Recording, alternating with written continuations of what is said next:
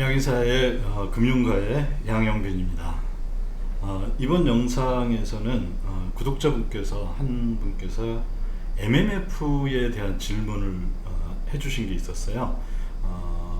제 영상을 보시면은 MMF라는 얘기 굉장히 많이 나왔던 거 아마 아실 겁니다. 그 뭐 머니마켓 펀드 뭐 이렇게 부르기도 하는데요. 특히 또 최근에는 그 페드의 오버나이트 RRP 요것 때문에 굉장히 또 이 MMF란 말이 많이 이렇게 인구 회자되기도 하는데요. 그 MMF라는 것이 도대체 어떤 그 특징을 갖고 있고 또 시장에서 하는 역할은 또 뭘까, 그런 거에 대한 것들을 간단히 짚어보는 시간을 갖도록 하겠습니다. 먼저 MMF가 머니마켓 펀드니까 머니마켓이라는 게 도대체 뭔지 그것부터 알아봐야 되겠죠. 그래서 한번 머니마켓이라고 이렇게 되어 있는데요. 이거 뭐 돈 시장 뭐 이렇게 번역할 수도 있는데요. 우리말로 주로 쓰이는 거는 단기 자금 시장 이렇게 많이 번역을 합니다. 단기 자금 시장은 말 그대로 만기가 1년 이내인 뭐 일종의 채권들이죠. 그럼 만기가 1년 이내인 채권들은 전부 다 이 머니마켓에서 거래가 된다, 이렇게 보시면 될 것 같고요. 그다음에 그거는 주로 누가 그 머니마켓에 자금을 공급하고 또 누가 그 자금을 수요하느냐. 대표적인 게 그 은행 간에 있어서, 은행 간 거래에 있어서 그 한 은행은 그 지급준비금이 남고 초과 지급준비금이 있고 한 은행은 지급준비금이 모자란다. 그런 경우에 남는 쪽에서 모자란 쪽으로 뭐 하루짜리, 이거 보통 우리 뭐 콜 시장이라고 하는데요. 그런 뭐 이렇게 빌려주고 서로 빌리고 이런 시장이 있을 수가 있죠. 또는 계절성 자금 순환이 있을 때가 있죠. 예를 들어 뭐 성수기냐 비수기냐에 따라서 어느 곳은 돈이 많이 남는 데가 있을 거고 어느 곳은 또 돈이 굉장히 모자라는 데가 있겠죠. 뭐 그래서 어쨌든 머니마켓은 기본적으로 단기에 필요한 유동성을 공급하는 시장이다. 그럼 머니마켓하고 또 크게 구별되는 것이 하나가 있는데요. 그거는 캐피탈 마켓이라고 부릅니다. 이거는 뭐 그냥 보통 자본시장 이렇게 부르는데요. 캐피탈 마켓은 그 만기가 1년 이상인, 주로 만기가 1년 이상인 그런 채권들 또는 그런 자금을 원하는 데는 아마 우리들도 그 일반 사람들이 흔히 접할 수 있는 거는, 내가 만약에 이번에 이제 아파트를 구매를 하는데 은행에서 자금을 대출한다. 그럼 보통 만기 10년, 뭐 긴데 20년, 30년 이렇게 되잖아요. 그러니까 그런 식으로 굉장히 만기가 긴 거, 또는 예를 들어 뭐 우리나라 큰 회사인 삼성전자가 반도체 공장을 짓는다. 그럼 그 돈을 은행에서 빌릴 텐데요.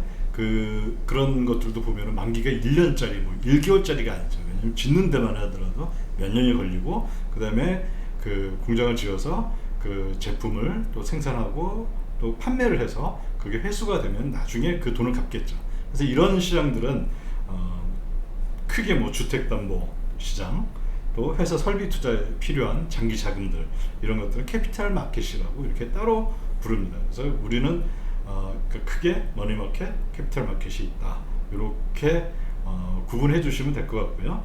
그러면 이제 머니마켓에 참여하는 기관은 주로 어떤 데가 있을까 한번 보도록 하겠습니다.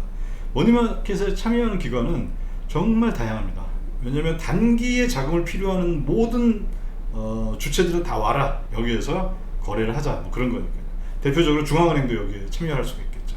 중앙은행이 레포 시장 또는 페드 펀드 마켓을 통해 거기에 레포 뭐 OMO라고 그러죠. 공개 시장 조작을 통해서 하는 것도 대부분 그 단기 자금을 갖고 하니까요. 그다음에 일반 상업은행 뭐 너무나 당연하죠.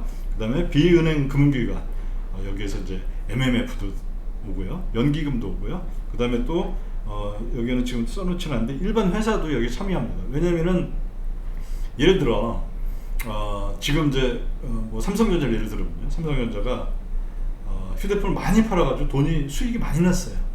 그러면 이 삼성전자는 그 회사는 이 수익이 많이 난 돈을 무작정 은행에만 넣지는 않을 거예요. 왜냐면 은행 이자율이 낮다 보니까요. 그런데 만약에 단기로 빌려주는데 은행 이자율보다 더 좋다, 그럼 당연히 거기서 단기로 돈을 빌리고 또 빌려주고 이런 일들을 할 수가 있겠죠. 그래서 뭐 아주 다양한 기관들이 참여를 한다, 이렇게 볼 수가 있습니다.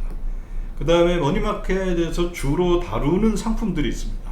그 상품의 특징에 따라서 이름들이 뭐 정말 다양한데, 여기서 아주 뭐 대표적인 건데요. 대표적인 것만 제가 몇 가지 이렇게 뽑아봤는데요. 기업원, 커머셜 페이퍼, 보통 CP라고 얘기를 합니다. 근데 이 기업원의 경우에는 뭐냐면은 어느 회사가 단기 자금이 부족해요. 근데 이거 뭐 예를 들어 1년 이상의 장기에 필요한 자금이 아니라 이번 달에 월급 줘야 되는데 월급이 줄 돈이 부족한 거예요. 그러면 기업들은 그걸 어음을 발행을 해서 일종의 부채죠. 그러니까 기업 채권이죠. 사채죠. 그러니까 회사채인 경우죠. 이걸 발행해서 3개월 후에 갚을게, 이자 얼마 줄게, 뭐 이런 것들이죠. 그 다음에 페더럴 펀즈, 이건 우리 많이 이제 그 이전 영상에서 많이 다뤘죠. 그 은행 간 서로 주로 이제 원래 취지는 예전에는 은행 간 서로 지급 모자라고 남는 지급 준비금을 서로 교환하고 이렇게 빌려주고 하는 그런 상품이 그런 시장이었었죠. 그 다음에 CD라는 게 있는데요. 이게 예금 증서예요. Certificate of Deposit. 이게 예금 증서라는 건데, 예금 증서란 말은 뭐냐면은 내가 뭐 예를 들어 국민은행에 1,000만 원을 예금을 하고 있어요. 근데 내가 이거를 쓰려면은 어떻게 해야 되냐면은 은행에서 돈을 찾아서 그 돈을 갖고 써야 되는 거죠. 그런데 꼭 그러지 않아도 되는 게, 이 예금을 했다는 증서 자체를 서급할 수가 있습니다. 그걸 negotiable이라고 씁니다. 이게 뭐 negotiable 하면은 이게 뭐 저 협상 가능한 뭐 이런 건데, 이건 금융권에서는 양도 가능한 그런 뜻으로 쓰입니다. 그러니까 양도 가능한 예금 증서. 우리는 흔히 뭐 예탁 증서 뭐 이렇게 얘기를 하기도 하죠. 그 다음에 머니마켓에서 제일 중요한 거는 만기가 1년 이하라고 했었잖아요. 그러면 미국 국채에는 크게 세 가지가 있죠. 빌이 있고, 노트가 있고, 그 다음에 본드가 있죠. 이렇게 크게 세 가지로 나뉩니다. 그럼 빌이라는 것은 1년 밑에, 노트는 1년에서 10년, 본드는 10년 이상인 거. 뭐 그래서 10년물 국채는 트레저리 반드라고 보통 얘기하고요. 우리가 또 트레저리 빌 이렇게 얘기하는 것들은 뭐 한 1개월, 뭐 2개월, 3개월 뭐 요 정도 얘기하고요. 노트는 그 사이 1년에서 10년 사이 있는 것들, 5년짜리 뭐 이런 것들, 2년짜리 이런 것들을 의미합니다. 그래서 트레저리 빌도 미국 이 만기가 짧은 미국 국채도 이 머니마켓에서 아주 많이 사용되는 그런 주요 상품입니다. 그 다음에 우리 또 많이 다뤄봤던 레포라는 것들은 보통 보면은 보통 오버나잇, ON이라는 요거를 많이 붙여 쓰죠. 이건 뭐냐면 하루짜리라는 거죠. 근데 이거보다 좀 더 긴 거는 보통 텀이라는 걸 쓰죠. 어떤 기간이 있다. 그런데 보통 오버나잇이 뭐 대세를 이루고 있습니다. 그 다음에 뭐 은행 간에 또 하는 돈을 서로 빌려주고 할 때 했던 거, 그 콜론이라 그러는데요.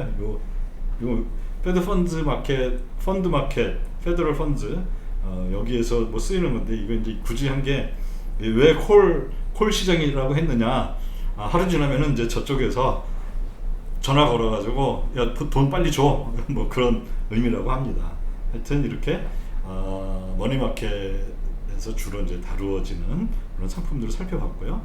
그럼 머니마켓의 기능은 뭘까? 당연히 이 금융시장에는 어떤 자금의 수요에 대한, 또는 마찬가지로 또 자금 공급에 대한 다양한 요구, 또 다양한 이해관계가 있습니다. 그 다음 어떤 사람은 단기로 빌려주고 싶은 사람이 있고, 빌려주긴 빌려주되 나도 일주일 때 돈 써야 되니까 단기로 빌려줘.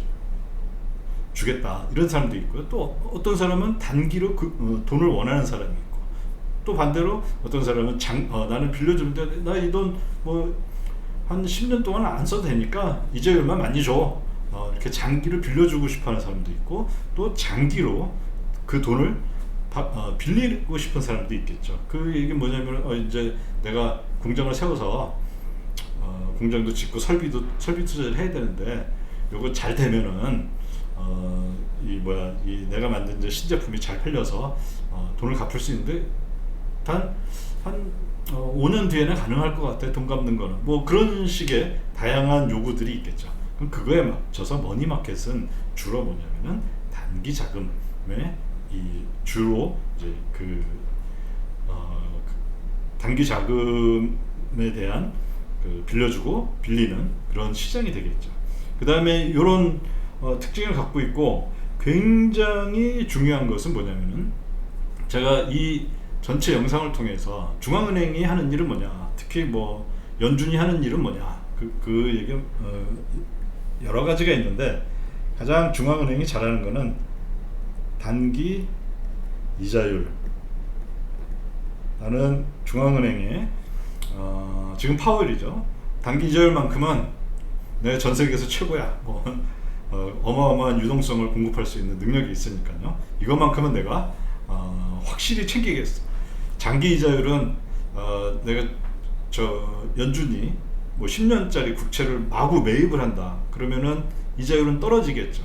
그렇지만 무한정 매입할 수는 없죠. 그러면 이제 어느 연준의 매입이 끝나면은 그 다음부터는 어떻게 되냐면은 이거는 저걸로 간다는 거죠. 그 시장의 향후 경기에 대한 어떤 전망이라든지 주로 시장에 의해서 결정이 되는데, 단기 이자율만큼은 그래도 중앙은행이 제일 막강한 권한을 가지고서 뭐 요즘 같은 경우는 0.05 5bps에서 0.15 15bps 사이에 이렇게 딱 내가 단기 이자율은 여기에서 정할 거야. 근데 뭐 잘 되고 있는 것 같아요. 이런 식으로 굉장히 뭐라 해야 되냐면, 이 머니마켓의 굉장히 중요한 기능 중에 하나는 뭐냐면은 중앙은행의 통화정책의 통로가 되고 있다라는 거예요. 제일 처음에 중앙은행하고 시장이 만나는 그 접점이라는 거죠. 그래서 연준은, 또 각국의 중앙은행들은 이 단기 시장, 이 머니마켓에 대해서 굉장히 주목을 하고 그 시장을 안정화하려고 그러고, 또는 단기 시장에서 갑자기 이자율이 튀어오른다 그러면은 이제 중앙은행으로서는 굉장히 이 체면에 손상이 가는 일이라 아주 조심해서 중앙은행들은 이것들을 관리하고 있다고 볼 수가 있습니다. 자, 그러면 이제 머니마켓 펀드로 이제 머니마켓에 대해서 했으니까요.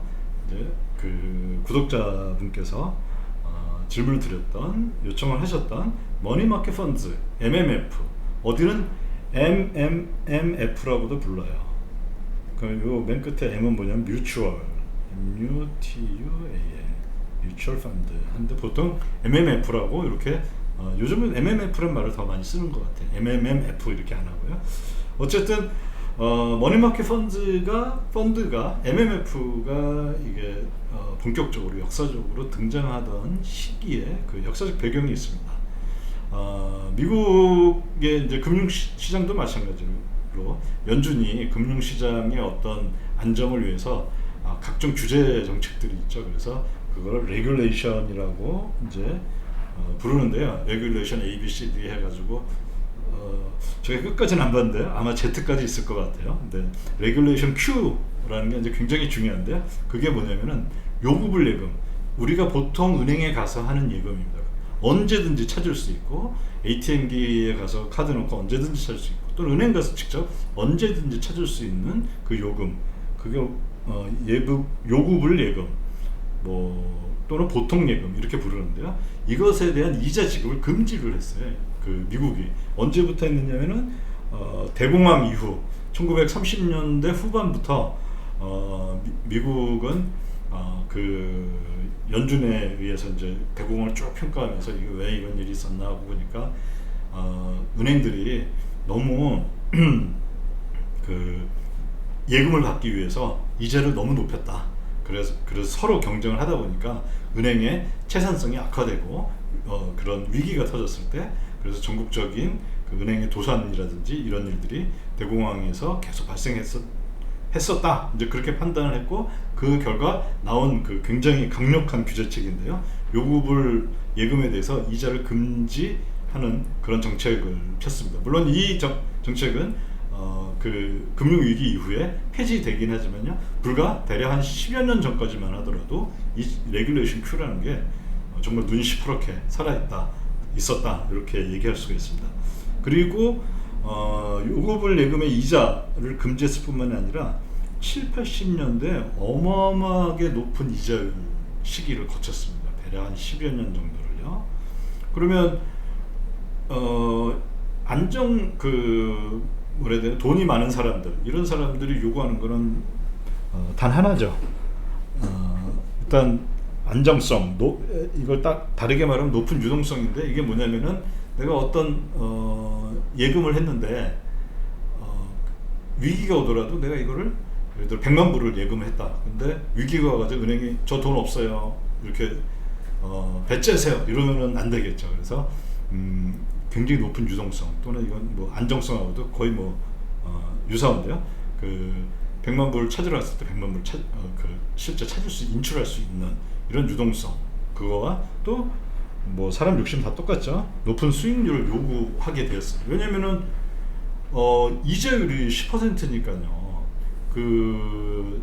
국채만 사더라도 1년에 뭐 10% 이자율이 여기가 거의 20%까지 올랐었죠. 이제 자료를 한번 볼 텐데, 국채만 사더라도 1년에 20%인데 은행에 맡겼다가는 요구불 예금에 맡겼다가는 이거 이자는 거의 없고, 그 다음에 은행의 정기예금에 하더라도 이 레귤레이션 Q에 의해서 정기적금도 마찬가지로 이자율 상한이 정해져 있었습니다. 그래서 이런 것들을 피하고자 MMF라는 것이 등장했는데요. 먼저 그 당시 이자율 수준이 어땠는지, 이게 요 차트를 보시면요, 요거는 밑에 이제 그 프레드에 있는 그 자료를 그대로 갖고 온 건데요. 이게 EFFR이에요. 즉 Effective Fed Fund Rate. 그럼 페드가 하한을 해놓고 내가 요 안에서 이렇게 이자율 결정되게 하게 해서 정해진 정해진 이자율인데요. 거의 20% 가까이 갔죠. 정말 말도 안 되는 높은 이자율이 굉장히 오랜 기간, 70년대 중반부터 시작을 해서 뭐 떨어졌다가 또 다시 어마어마하게 올라왔던 이런 시기가 있었습니다. 그래서 이제 은행들이나 고객들이 아우성을 친 거죠. 야, 이거 수익률이 너무 낮다. 이거 어떻게 좀 좋은 방법이 없냐. 그런 이제 배경이 있었고요. 또 하나는 수요의 이제 굉장히 큰 배경으로서요. 요 차트는 EPI라고 Economic Policy Institute라는 경제정책 뭐라 그래야 되나, 경제정책 기구 그런 이제 데서 만든 자료인데요. 이 파란 게 뭐냐면은 생산성의 증가입니다. 그 다음에 요거는 뭐냐면은 연한색으로 되어 있는 거, 이거는 임금의 증가율을 나타냅니다. 70년 초반까지 거의 같이 올라갔어요. 이때가 우리 흔히 말하는 전후의 황금기라고 하는 그 생산성도 올라가고 설비 투자와 또 많은 기술 혁신에 의해서 생산성도 올라가는데, 그만큼 임금도 같이 올라간 거예요. 이렇게 굉장히 좋았던, 행복했던 시기였는데요. 71년부터 이게 벌어지기 시작합니다. 현재까지 계속 벌어지고 있어요. 즉 뭐냐면은 생산성은 좋아졌어요.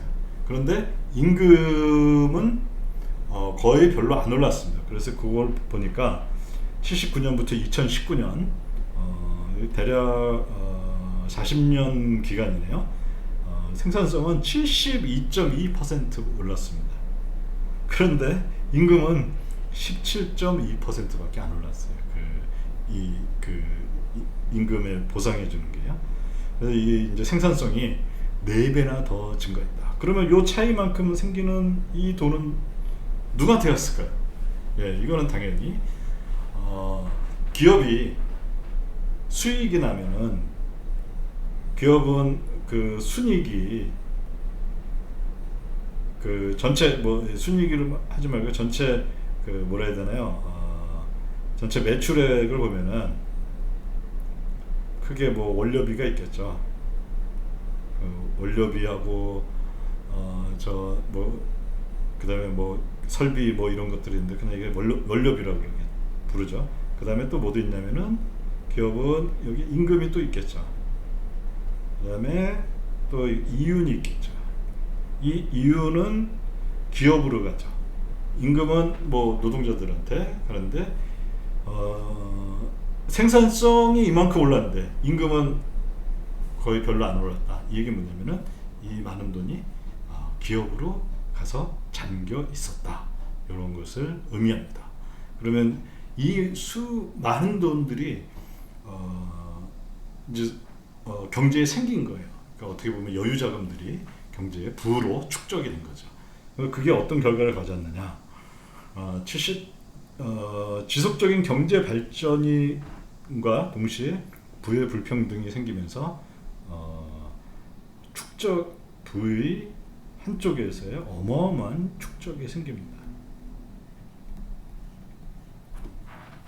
그럼 이 생긴 부를 가지고서 이 사람들은 뭘 했을까요? 뭐 주식도 샀을 거고요. 그 다음에 뭐 부동산도 샀을 거고요. 그 다음에 이걸 또 금융상품에도 했겠죠. 그러니까 주식 말고 뭐 채권 시장에도 했을 거고요. 뭐 다양하게 했을 텐데 지금은 25만 불이 미국에서 그 예금보험을 이제 더 해주거든요. 그러면 25만 불 하면 우리 돈으로 대략 한 3억이 조금 안 되는 그런 돈인데요.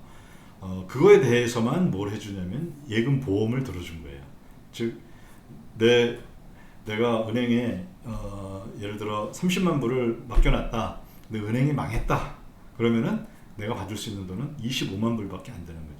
그런데 방금 전에 보셨듯이 어마어마한 부의 축적이 생기니까 이 사람들이 걱정이 생기기 시작한 거예요. 뭐냐면 물론 그 당시에는 25만 불이 아니었겠죠. 뭐 5만 불에서 점점점 올라왔던 거지만요. 이거 은행에 이걸 맡기자니 이 은행이 파산하면 은행이 망하면 어떡하지 하는 굉장히 큰 고민에 빠지기 시작했습니다. 그래서 이때 이러한 돈들의 이런 돈들을 어떻게 처리할까? 돈들 이제 많은 부자들도 생기면서요. 그런 자금들을 끌어모은 게 바로 MMF라는 겁니다. 머니마켓 펀드. 머니마켓 펀드니까 이 펀드는 어디에 투자를 한다? 네, 단기 시장, 머니마켓에 투자하는 그런 상품이고요. 뭐 우리 많이 보는 펀드들 있죠. 주식 펀드는 주식에 투자하겠죠. 그 다음에 뭐 부동산 펀드는 부동산에 투자하듯이 머니마켓 펀드 MMF는 단기 시장에 투자를 하기 시작을 했습니다.